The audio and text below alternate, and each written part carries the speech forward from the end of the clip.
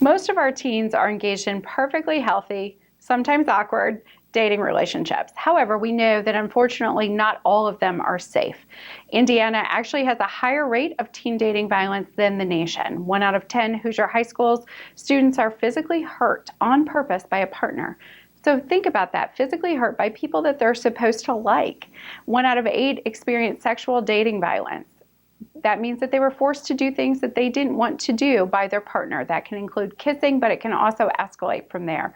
1 out of 10 have been actually forced to have sexual intercourse when they did not want to. In all 3 categories, our girls were victimized at higher rates than boys. But the rates for boys still hover between 6 and 9%.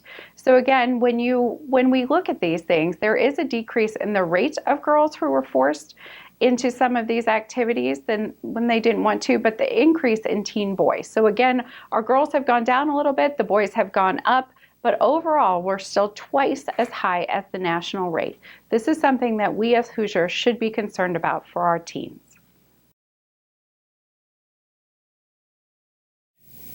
It's hard to tell from the data. There's no one single reason. The numbers demonstrate a need to communicate to all of our students about really what does a healthy dating relationship look like, what does it include, and what doesn't it include.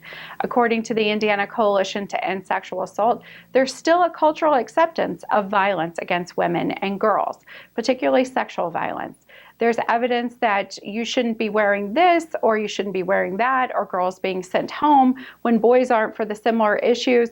We're assuming the default answer, sometimes our teen boys are assuming the default answer is yes. And that is something that has to stop. We need to talk to both our girls and our boys about what respect in a dating relationship looks like. They're just learning. It's our job as adults to teach them those acceptable norms.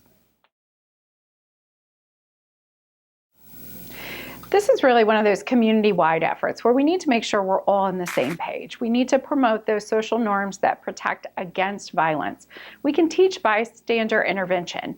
Bystander intervention doesn't necessarily mean you need to confront the person who is the perpetrator. It means that there are other activities that you can do to help keep victims safe. So for example, one of the ones that I've often heard about is turn off the lights in the room if things are getting, and flip them on, flip them off, and just say, whoops, sorry, we did that. Teach those skills to intervene to help prevent sexual violence.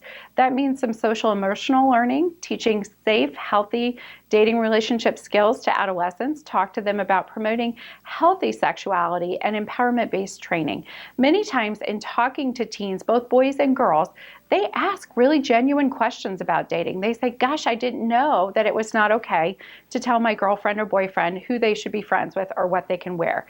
We need to provide opportunities to empower them, to support all of our kids as they start to develop these dating relationships. We need to create a protective environment where the school actually is a safe zone. We need to establish consistent workplace. We need to establish and actually apply workplace policies, and we need to address the community level risk factors. Again, our goal is all to make sure that our young teens, both male and female, grow up and understand what a safe dating relationship looks like.